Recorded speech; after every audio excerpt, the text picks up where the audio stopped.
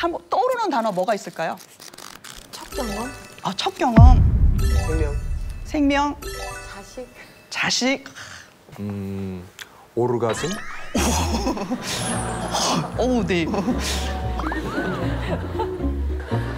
그래서 제가 아이들 작품을 보여드릴게요. 지금 현재 우리나라 대한민국 청소년 아이들이에요. 어때요? 갑자기 다들. 심리예요, 심리. 성함은 어떤 심리가 있더니 어떤 애가 남자인데 건강에 좋다. 여자들은 징그럽다, 뭐 이런 감각. 그럼 여성들은 거의 대부분 좀 부정을 적더라고요. 뭐 다 그런 건 아니지만 남성 중은 거의 좀 좋은 걸 적더라고요. 그래서 이걸 보니까 어떠실까요, 여러분? 애들이 어느 정도 수준인지 보이세요? 아이들이 어떤 단어를 많이 아는지, 긍정을 많이 아는지, 부정을 많이 아는지 한번 좀 테스트 해본 거거든요. 그러면 여기까지는 부모님들이 다 아실 텐데 혹시 이런 것들을 모르는 거 있으면 같이 고민하면서 여러분이랑 같이 그 이야기를 나눠볼게요. 이게 문화거든요. 혹시 모르는 단어 뭐가 있어요? 요즘 청소년들은 섹스를 뭐라고 말할까요? 섹스 그러면 우리가 은어가 있잖아요. 대부분 뭘로 얘기해요? 자음? 자음만 따서? 맞아요. 시옷. 네. 그냥 자음만 따요. 시옷. 그래서 저는 너무 놀란 건 애들이 키득 아세요? 키읔. 그게 콘돔이래요. 콘돔. 그러니까 키읔 디귿 해봤어? 키득 이러면 애들이 섹스 2번 했다? 뭐 이런 식으로 쓰더라고요. 여러분 CD 아시죠? 옛날에 지금 CD 없잖아요. USB 하잖아요. CD 구웠다 그러더라고요. CD는 뭐지? 그게 바로 콘돔. CD. 2번 구웠다, 2번 섹스해봤다, 막 이런 식으로. 그럼 딱 그러잖아요, 내가. 너 키득 했어? 이런 거야. CD. DDR은 몇 번 했니? 이런 거면. 애들이 그럼 뭐랄까요? 오, 이래요. 이게 단어를 알 때는요, 그게 문화예요. 그럼 아이들이 금방 친해지는 거예요. 왜? 이분은 우리를 안 해. 더 많은 얘기를 해서 제가 단어 참 많이 공부했어요. 그리고 애들이 많이 가르쳐주고 있고요. 야동을 보고 성폭력 하는 사람들이 있거든요. 근데 야동 봤다고 다 성폭력 하진 않아요. 근데 성폭력 하는 사람은 야동을 많이 봤더라고요. 그래서 애들한테 물어봤어요. 니네 야동 보고 왜 성폭력을 할까? 하고 물어봤더니 애들이 이렇게 얘기를 해줬어요. 내가 범죄자 되는 거 뭐냐면 감염됐대요. 죄의식이 사라졌대요. 가짜와 구별 못한대요.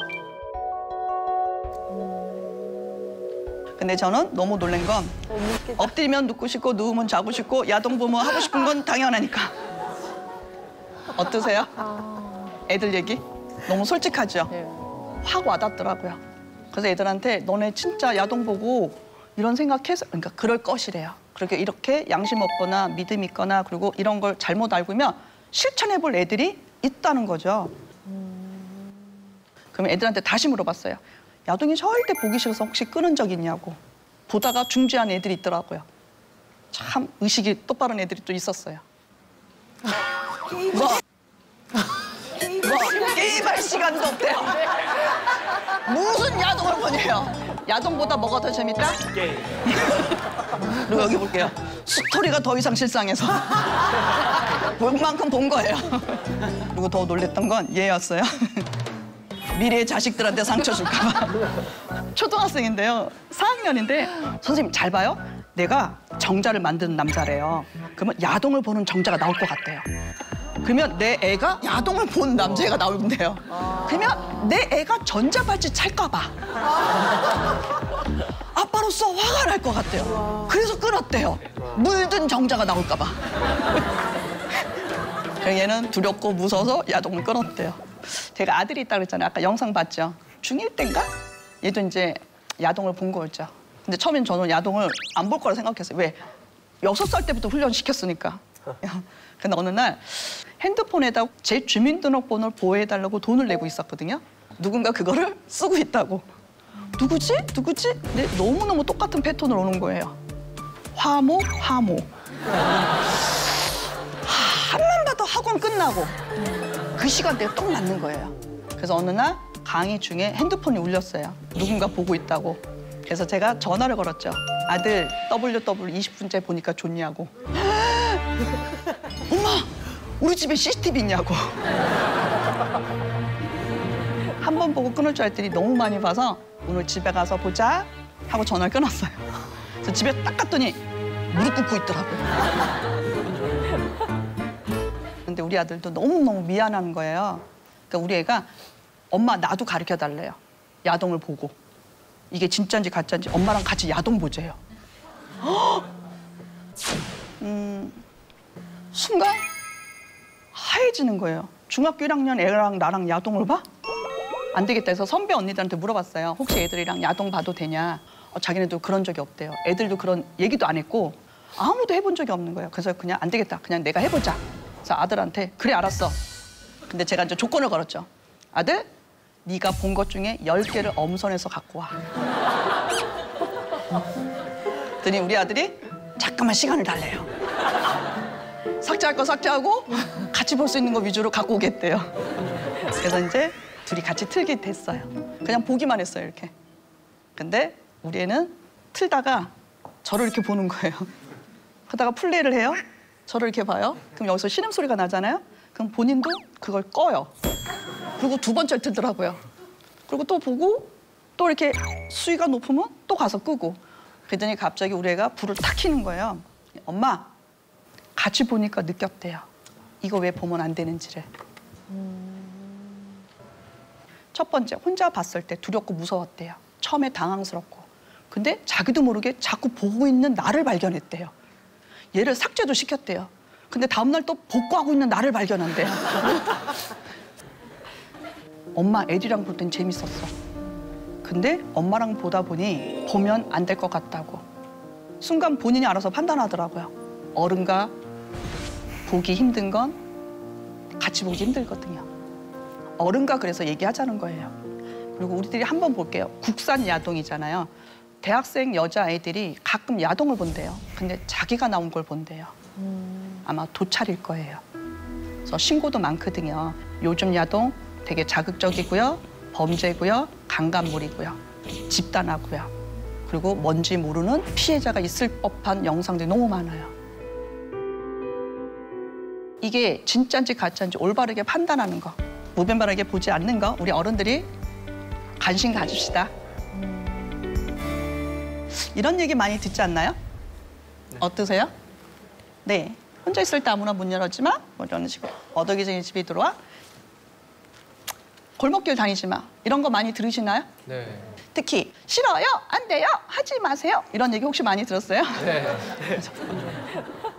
그래서 애들한테 질문을 했어요. 니네 그럼 소리 질 수 있니? 지나가다가 갑자기 성추행. 내가 다리나 허벅지를 만지려고 그랬는데 그 자리에서 싫어요, 안 돼요. 이렇게. 그랬더니 애들마다 난리가 난 거예요. 선생님! 거기를 찰 거래요. 또 어떤 애는 아저씨 머리를 잡을 거래요. 그러니까 애들은 한 번도 그런 생각을 해보지 않으니까 자기랑 똑같을 거 생각하는 거예요. 머리를 잡을 거예요. 거기를 찰 거예요.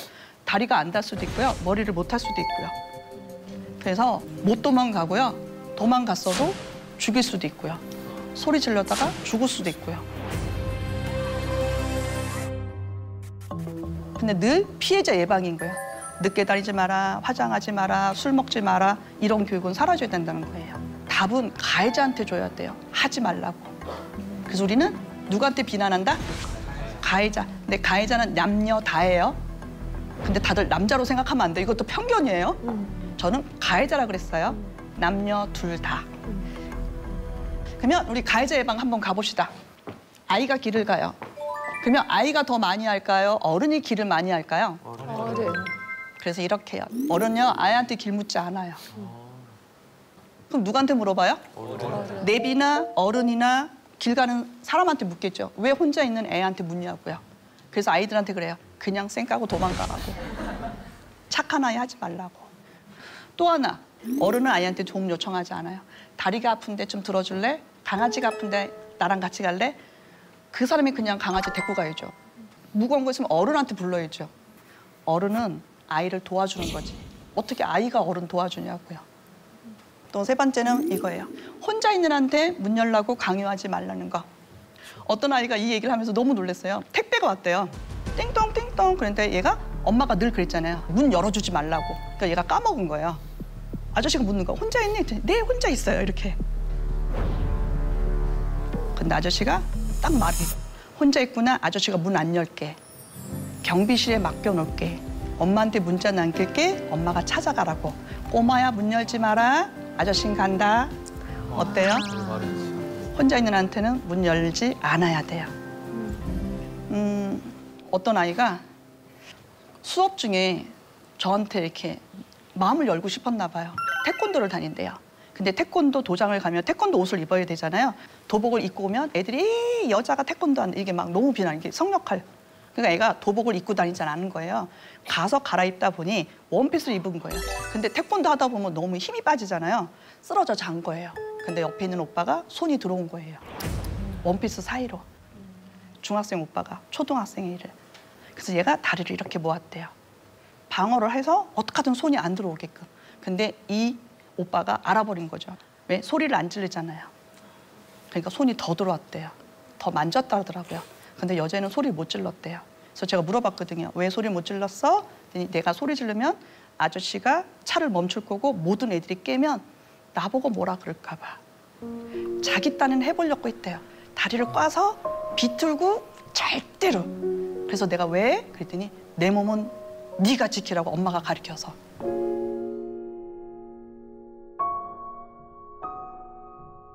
엄마 아빠한테 말 안 하는데 왜 나한테는 와서 말해? 너 이유가 뭐야? 그랬더니 그 아이가 그러더라고요. 엄마는 이렇게 가르쳤기 때문에 말 안 한 거래요. 그래서 자기는 내가 지키려고 했대요. 그래서 제가 그랬어요. 지키지 못하는 거라고 도움 요청하라고. 네 몸은 국가가 지켜야 되는 거라고. 교육청에서 보면 성교육 지침서가 있거든요. 엄마 아빠한테 말하면 뭐 된다고 써 있더라고요. 근데 저는 엄마 아빠한테 말해서 되는 경우가 좋은 경우가 많이 못 봤어요. 그래서 일본에 있었던 성교육 책이 너무 좋은 게 있더라고요. 뭐라고 써 있는지 아세요? 엄마 아빠한테 말하라고 안 돼 있어요. 네가 힘들 때 성추행을 당하면 전문가한테 말하렴. 전문가가 도와주는 거잖아요. 그들이 수사, 진행, 상담. 훨씬 더 2차 피해 많이 줄일 거고 회복력 빨리 할 거거든요. 전문가한테 맡기라고요. 바로 1366 경찰 해바라기 센터. 곳곳에 있으니 전문가한테 얘기해라. 힘들면 전문가 찾아가라고. 우리나라 사람들이 다이어트를 너무 많이 하는 것 같아요. 인형 자체가 너무 말랐어요. 그리고 얼굴이 하얘요, 막. 그리고 왜 이렇게 옷들이 야한지. 그렇지 않나요, 인형? 그러니까 미디어도 그렇지만 인형도 그런 걸 갖고 놀거든요. 이건 장애인 인형이거든요. 혹시 보신 적은 있으세요? 아, 그림도 처음인가요? 근데 외국은 장애인 인형을 어린이집에부터 갖고 있으면서 장애인하고 친구 사귀는 법을 알아요. 인권 침해 안 하도록. 그러니까 이걸 갖고 논 거와 안 갖고 논 거와. 그렇지 않나요, 인형? 그래서 제가 인형 하나 실제로 갖고 온 거 있거든요. 한번 보여드릴게요. 볼 때 어때요? 인종 있어요, 없어요? 있어요. 여기 흑인 있잖아요. 백인 인형만 봤잖아요, 우리나라는. 흑인 인형이 있어요. 여자인데 흑인이고요. 얘는 백인 남자인데 이렇게 세트로 있는 거예요. 그래서 저도 이걸 보고 너무 놀랐고요. 또 하나, 이 인형은 좀 독특해요. 뭐가 독특할까요? 얘는요, 성기가 있어요. 생식기가 달린 인형이에요. 와. 실제로 인형 다 생략하잖아요. 없지 않아요. 네. 그래서 보여드리려고요. 그래서 얘한테 허락받을게요. 인형이지만. 벗겨도 되겠니? 민망하면 민망하도 얘기해. 이렇게 하니까 뭐 입고 있어요? 팬티도 입고 있어요. 그러면 팬티도 벗겨도 되겠니? 제가 이렇게 하는 이유는 뭘까요? 확 벗겨요, 안 벗겨요? 안 되죠. 이렇게 해야 돼요. 아이들 가르칠 때 그럼요. 엄마나 아빠나 옷 좀 빨리 갈아입혀. 유치원 가야 돼. 훅 벗기고. 그냥 벗기면 안 돼요. 엄마 아빠가 도와줄게. 바지 벗길까? 네가 벗을래. 그래서 이게 일상 대화할 때 이런 식으로 하라고요. 팬티, 속옷 벗겨볼게요. 쭉 벗겼어요. 어때요? 와. 보이나요? 와. 생식기가 있는 인형이고요. 하나 더 인형이 있는데요. 딱 보시면 어때요? 무슨 인형이에요? 풍채가 좋은. 풍채가 좋죠. 그러니까 뭘까요? 얘는 임신한 여성이에요. 그래서 이렇게 배를 보시면 좀 유난히 배가 커요. 그럼 여러분 아이를 낳을 때 뭐부터 나온다고 들었어요? 머리. 그래서 한번 보여드릴게요. 와. 이야, 신기하다. 아기가 머리가 나와요. 그래서 어떻게 해요? 이렇게. 얘가 이렇게 나오겠죠. 그럼 팔 나오죠? 또 이렇게 팔 나오고요. 니네들이 이렇게 해서 태어난 거야. 뭐가 또 탯줄. 보여요? 탯줄도 와. 있어요. 와. 그리고 그러면 뭘까요? 그럼 이게 태반이에요. 대박. 태반 어떻게 해요? 배꼽이 생겨야 되잖아요. 그래서 요거를 똑 잘라. 그럼 이렇게 똑 잘라져요. 그래서 너가 배꼽이 생겨서 태어난 거야. 엄마랑 연결된 거라고. 너무 다들 처음 봐요? 여러분 성교육 배우셨다며요? 좀 진즉에 알았으면 좀 설명하기가 쉬웠을 텐데 하는 애들이 생각이 너무 빨리 들어요. 커서. 예, 저도 이렇게 목욕할 때 아들이 자꾸 시선이 엄마 배꼽 아래로 가는가 봐요. 같이 목욕할 때니까. 근데 자기랑 틀리다고 물어보더라고요. 왜 여자는 성기가 없고 남자는 성기가 이렇게 있는지. 그래서 설명을 해주거든요. 여자는 성기가 안에 들어가 있어. 남자는 바깥으로 나와 있어. 그랬더니 갑자기 손을 쓱 집어서 꺼내봐 그러더라고요, 아이가. 그때 제가 굉장히 당황했던. 근데 인형이 그렇게 있더라고요. 인형을 좀 있었으면 이렇게 좀 맞아요. 우리가 설명을 당황스러울 잘했을 때가 것 같아요. 많거든. 애들은 눈에 안 보이면 안 믿어요. 네. 또 하나, 이건 스페인 장난감 회사에 있었던 판촉물이에요. 예를 들면 우리나라 이런 거 선전한다. 누가 모델로 썼을까요? 남자의 누구? 그리고 이렇게 인형이었다면 누굴 모델로 써요? 하나 더 보여드릴게요. 네, 바느질 놀이 누가 하고 있어요? 남자를 광고를 하면서 이렇게 팔리고 있다고요. 이걸 보는 아이와 이걸 안 보는 아이는 같을까요, 다를까요? 다르죠. 바로 이거예요. 성역할 고정관념. 인형도 그렇고 문화적으로 누구는 되고 누구는 하지 않으니까 애들이 그냥 일상적으로 그런 얘기를 하는 거예요. 이건 젠더 교육이거든요. 젠더 감수성은 이런 식으로 아이 때부터 해야 되거든요.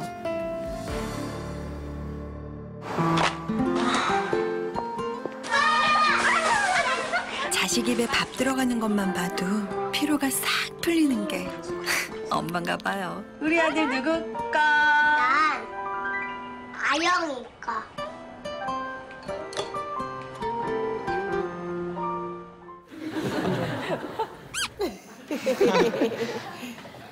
얘가 그러잖아. 아영이가. 아영이가 누구예요? 여자친구. 아, 여자친구예요? 여친이에요? 다시 한번 볼게요. 엄마가 물어봤어요. 너 누구 거? 아영이 거. 그럼 누굴까요? 유치원 가서 강의를 가면 이 CF를 틀어요. 그럼 애들이 전부 다 이 아이를 다 맞춰요. 쟤네요, 쟤. 아영이는 이 남자 이름이죠. 여러분도 성역할 고정관념이 있는 것 같아요. 아영이 여자 이름. 남자 이름 중에 아영이도 있을까요, 없을까요? 근데 5학년만 돼도 여친. 그래서 제가 그때 알았어요. 그때부터 물들기 시작하는구나. 4, 5학년 때부터 물들어요. 왜 그럴까요? 바로 이렇게 인형, 드라마, CF, 영상. 분홍색은 여자 거야, 파란색은 남자 거야. 이런 거 하면 안 돼. 직업도 똑같은 거예요. 네가 어떻게 간호사, 남자는 하면 안 돼. 이런 식으로요. 다 역할 고정관념이 생기는 거예요. 하면 안 되는 걸로.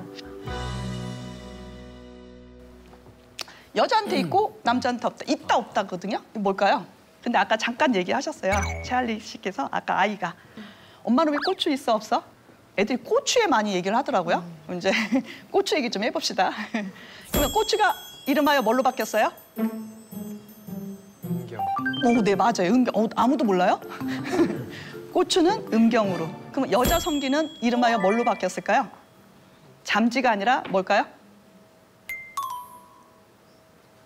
성기 이름. 음성. 응? 음성? 음부? 음수. 네, 음순. 다 같이 따라할게요. 음순. 무슨 남자 건 다 아시잖아요. 근데 여자 이름을 많이 모르시더라고요. 여자 거 뭐냐고. 음경, 음순이거든요. 근데 갑자기 음경 이름에 애들이 뭐라는지 아세요? 아, 아빠 건 음경, 내 건 고추. 큰 건 고추. 그러니까 큰 건 음경인 거예요. 그래서 태어날 때부터 뭐라 부른다? 음경. 여자 거는요? 음순. 또 있다 없다는 뭐냐면 기준이 누구다? 있다 없다. 고추가 없대. 여자가 물어보잖아요. 엄마 왜 나는 고추가 없어? 기준이 누구예요? 남자. 남자가 기준인 거예요. 그래서 아니다. 여자도 있고 남자도 있다. 이런 거 예를 들면 되게 많거든요. 남경, 여경. 혹시 남경이라고 들어봤어요? 경찰이라고 들었죠? 여선생님, 남선생님. 남선생님, 선생님 이렇게. 그러니까 남자애는 기준을 안 써요. 근데 여자애는 다 여자로 써요. 우리가 성교육 시간에 보면 음순 얘기하는 거 보셨어요? 근데 무슨 얘기 많이 해요?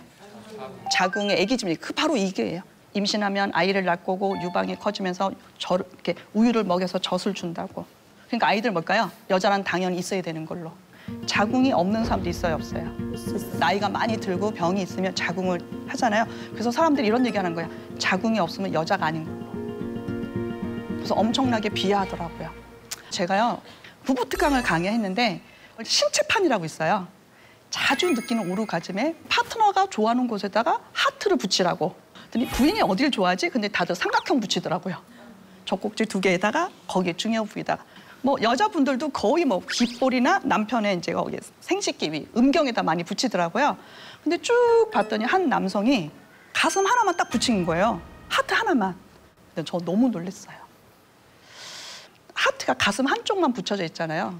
뭐냐 봤더니 부인이 유방암 수술했대요. 그래서 가슴 하나가 없대요. 가슴 하나는 남편, 자기랑 똑같대요. 밋밋하대요. 그래서 사람들이 전부 다 튀어나온 여자 가슴을 좋아하나 보다. 거기에 스티커 붙였나 보다. 근데 이 남편이 아니라고. 나는 남자 가슴인 밋밋한 가슴을 좋아한대요. 거기는 암이 있으니까 자기가 마사지를 해줘야 암이 안 퍼진대요. 난 여기를 늘 애무해준대요. 살아있어 고맙다고. 가슴이 중요한 게 아니라 부인이 살아있는 것만 너무 고맙대요. 그래서 그날 부부싸움 많이 했어요. 줘봐! 당신 봐봐! 당신 잘 들어! 손 한번 이렇게 들어볼게요. 오른손. 그래서 여기 검지, 새끼 이렇게 다 빼고요. 그대로 배꼽 아래. 그러면 이게 바로 자궁이고 나팔관이에요. 그러면 자기 주먹 크기만큼 이게 자궁이에요. 여자 몸에 있는 난소 있죠. 이쪽 2개 있는 난소가 밖으로 빠지는 거예요. 그래서 고환이 돼요. 우리가 난소 크기를 모르잖아요. 고환 크기를 보면 우리 난소 크기를 알아요. 전혀 다른 사람인 줄 알았잖아요. 아니에요. 똑같아요. 얘가 안에 있으면 난소, 밖에 있으면 고환. 근데 단 다른 건 호르몬이 달라요. 남성 호르몬, 여성 호르몬.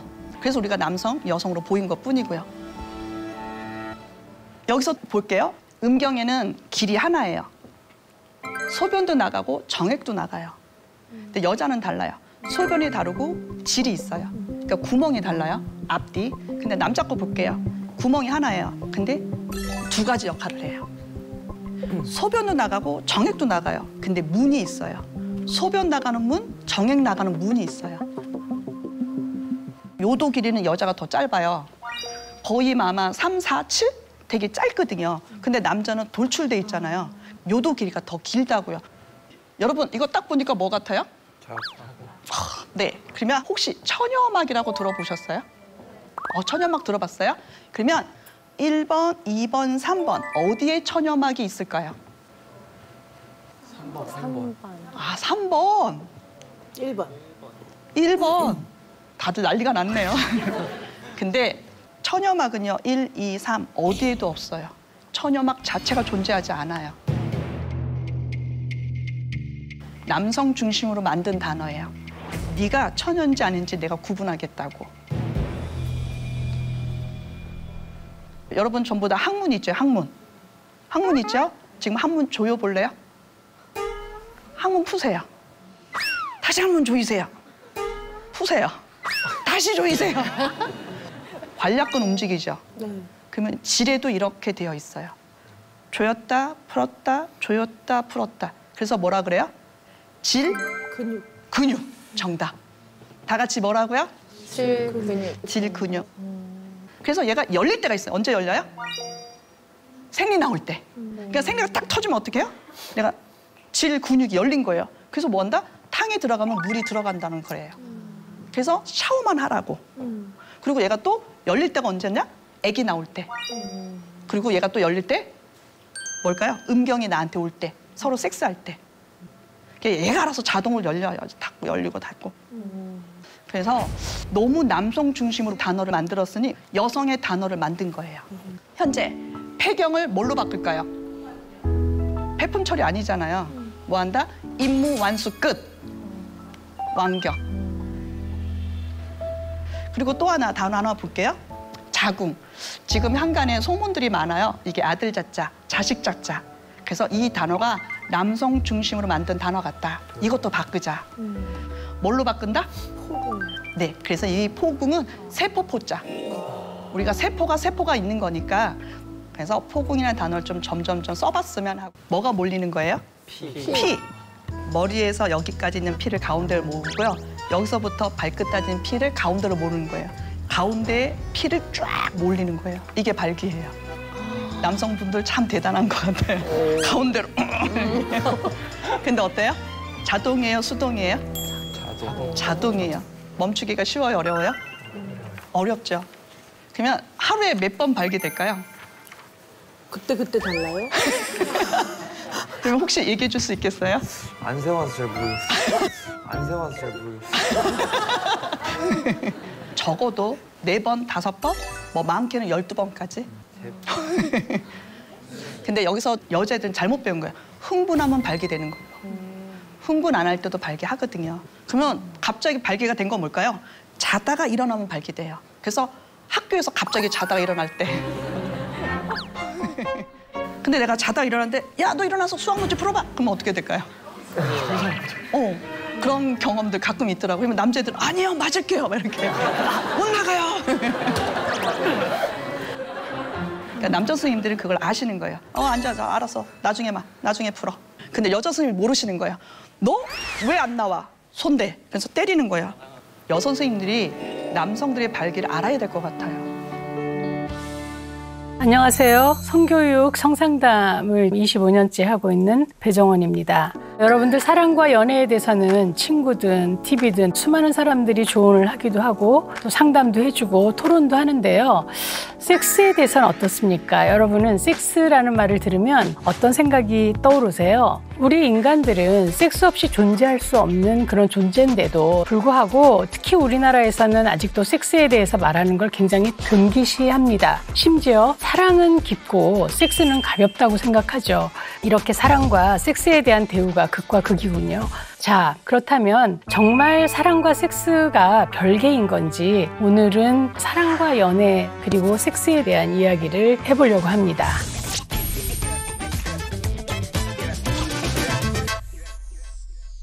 사랑은 무엇일까요? 여러분, 사랑에 대한 굉장히 많은 정의가 있었어요. 그런데 저는 미스터 선샤인인가? 거기서 그 남주인공과 여주인공이 얘기하는 사랑에 대한 정의가 참 인상적이었거든요. 거기서 여주인공이 러브가 무엇이오? 이렇게 물어보잖아요.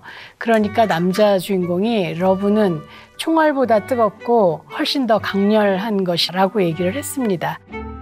자, 여러분은 사랑에 대한 정의를 어떻게 생각하세요?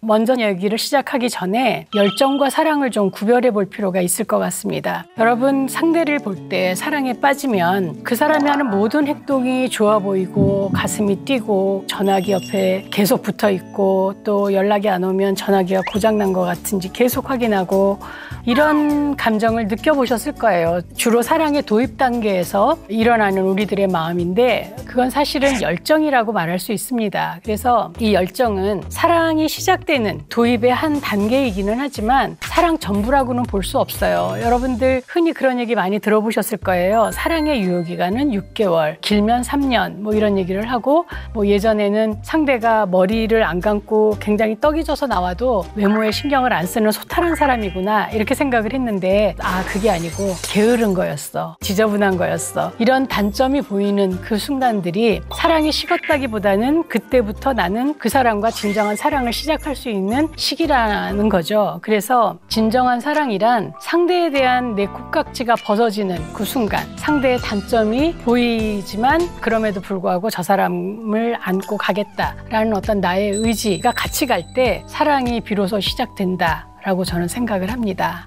그러면 사랑과 섹스의 관계는 어떨까요? 사랑과 섹스는 굉장히 가깝습니다. 오래전에는 사랑이 시작되고 한참 지나야 섹스가 시작이 됐죠. 그래서 뭐 손잡기도 6개월, 1년이 걸리는 그런 경우도 있었고 손을 잡으면 이 손잡은 사람과 결혼해야 된다라는 시기도 있었어요. 그런데 요즘은 섹스에서 사랑이 시작되는 경우도 굉장히 많이 있더라고요. 그래서 사랑과 섹스가 거의 동시 출발인 경우가 많아서 현대에서는 사랑과 섹스에 대한 관계를 더 많이 생각해 봐야 하고 유심히 봐야 될 필요가 있습니다.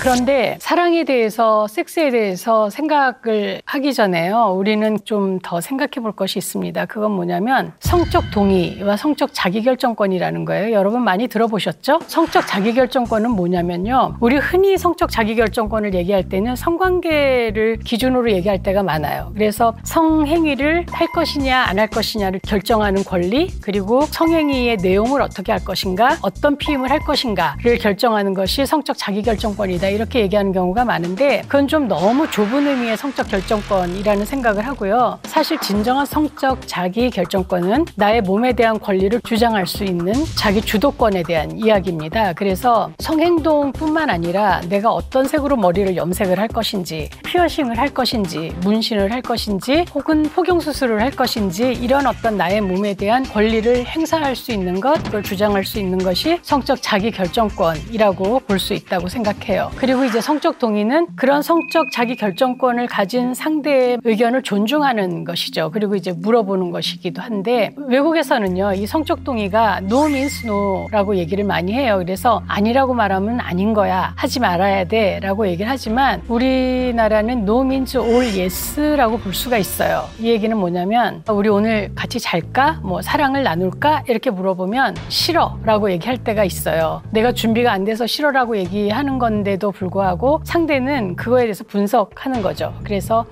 처음부터 좋다고 할 수는 없지, 한번 튕기는 걸 거야, 이럴 땐 그냥 밀고 나가야지, 이렇게 생각하는 경우도 있고, 또 아무 말도 안 하면 말을 안 하는 건 동의지 라고 생각할 수도 있어요. 싫다고 했건 말을 안 하건 예스라고 했건 전부 다 동의가 되는 경우가 많죠. 하지만 사실은 성행위를 개시했을 때도 지금은 아니라고 생각하면 그때도 노를 할 수 있고, 그리고 그 노가 받아들여져야 한다라고 생각을 해요. 그리고 한편으로는 자기는 별로 원하지 않았는데 상대가 손을 잡았다는 거예요. 근데 이제 이러면 손을 살짝 빼거나 혹은 싫다고 얘기를 해야 되는데, 그러면 상대가 너무 무안할 것 같아서 그냥 손을 잡고 다녔다라는 얘기를 많이 하던데, 자신의 태도를 분명하게 보여주는 것이 상대를 배려하고 존중하는 길이기도 합니다. 자, 그러면 우리나라는 성적 동의에 대한 연습이 참 안 돼 있는 나라라고 할 수 있습니다. 그런데 외국은, 특히 이제 스웨덴 같이 굉장히 인권에 대해서 예민한 나라들은 no means no가 아니라 yes means yes로 가고 있어요. 이 얘기는 뭐냐면, no means no는 누군가가 먼저 제의를 했을 때 거기에 대한 거절을 하는 것이기 때문에 굉장히 수동적이라고 보는 거예요. 그래서 yes means yes는 내가 하고 싶어 라는 얘기를 하는 것이기 때문에 훨씬 더 자발성이 있다라고 보는 것이고, 내가 먼저 하고 싶으면 하고 싶다고 말할 수 있는 권리가 바로 성적 자기결정권을 더 자유롭고 자율적으로 사용하는 것이라고 볼 수 있죠. 그래서 이거는 사회적인 여러 가지 분위기가 바뀌어야 된다라는 생각은 들어요. 성은 야하고 숨겨야 하고 뭐 이런 거라고 생각하는 그런 의식들이 좀 바뀌면 성적 동의에 대해서도 쉽게 얘기할 수 있을 것 같고, 아주 어려서부터 싫다고 말할 때 들어주는, 인정해주는 그런 훈련들이 있어야만 커서도 성적 동의를 할 수 있겠죠.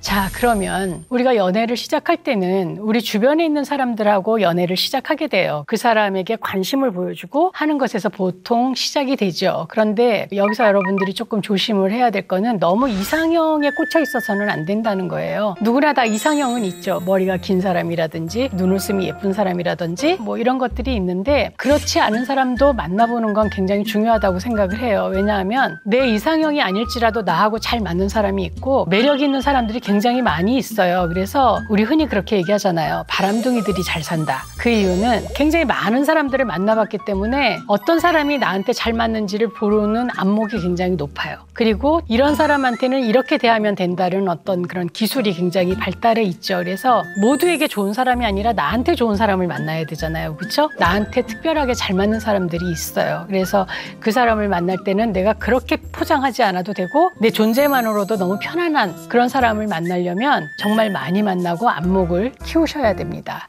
그리고 이제 파트너를 만날 때 좀 고려해 봐야 될 사항이 있죠. 제일 필요한 거는 가치관이 좀 맞는지 봐야 돼요. 어떤 것들을 봐야 되냐면 인생을 사는 목표라든지 사람을 만나는 방식이라든지 혹은 사랑에 대한 가치관, 결혼에 대한 가치관, 또 일에 대한 가치관, 돈에 대한 가치관, 그리고 조금 더 관계가 깊어진다면 아이, 육아하는 것에 대한 가치관, 뭐 이런 가치관들에 대해서 이야기를 많이 나눠보는 것이 좋다라고 생각을 합니다. 그리고 어떤 사람들은 뭐 성격이 안 맞아서 헤어져요, 이런 얘기를 많이 하는데 사실은 성격보다는 가치관인 경우가 굉장히 많아요. 그래서 성격이 다르면 달라서 재미있고 성격이 같으면 같아서 좋은 그런 경우가 많이 있거든요. 그렇기 때문에 가치관이 맞는 것이 굉장히 중요하고, 반면에 폭력적이거나 폭언을 많이 하는 사람은 좀 조심하는 게 좋습니다. 그래서 화를 내는 것도 어떻게 내는지 좀 볼 필요가 있어요. 바람을 좀 한 번쯤은 맞춰보는 것도 좋고요. 왜냐하면 이 사람이 내 얘기를 충분히 듣고 늦을만 했어 라고 생각하면 이해하는 사람인지, 아니면 무조건 나를 기다리게 했고 뭐 이러면서 화를 내고 그냥 가버리는 사람인지를 좀 볼 필요가 있고요. 여러 사람하고 등산 같은 것도 같이 가보라고 저는 얘기를 해요. 혼자만 쑥 올라가는 사람인지 아니면 뒤에 떨어지는 사람들을 챙기면서 올라가는 사람인지,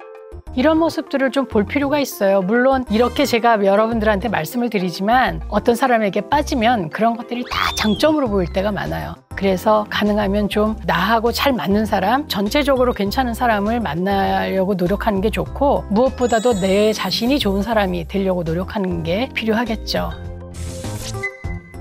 요즘은요, 안전하게 만나는 것도 굉장히 걱정이 되고 안전하게 헤어질 수 있는가도 너무 걱정이 돼요. 스토커도 너무 많고 헤어졌다는 것 때문에 앙심을 품고 해코지를 하는 사람들이 너무 많기 때문에 사실 걱정이 되는데, 이거는 사귀는 과정에서도 여러분들이 알아차릴 수가 있어요. 폭력적인 파트너는 특성이 있습니다. 일단 너무 지나치게 보호하려는 태도를 가진 사람은 생각해 볼 필요가 있어요. 표면적으로는 보호하는 그런 모양새를 갖추지만 그게 좀 심해지면 친구를 못 만나게 하는 경우도 있어요. 그리고 누구랑 어디를 만나서 무엇을 했고 무슨 얘기를 했고 그런 것에 대해서 굉장히 꼬치꼬치 물어보는 사람들, 그게 사실은 나의 소유라고 생각할 수 있고 구속하기 위해서 그러는 걸 수도 있거든요. 그래서 이런 사람들이 좀 그런 특성을 갖고 있고요. 두 번째는 사소하고 일상적인 것에 분노하는 경우가 굉장히 많아요. 어디에서 화를 낼지 잘 모르겠는 거예요. 너무 화를 불쑥불쑥 내기 때문에. 그리고 세 번째는 관계를 자기 방식대로만 끌고 가는 거죠. 메뉴를 정할 때도 뭐 먹고 싶어? 라고 상대에게 물어보지만 비빔밥? 그러면 에이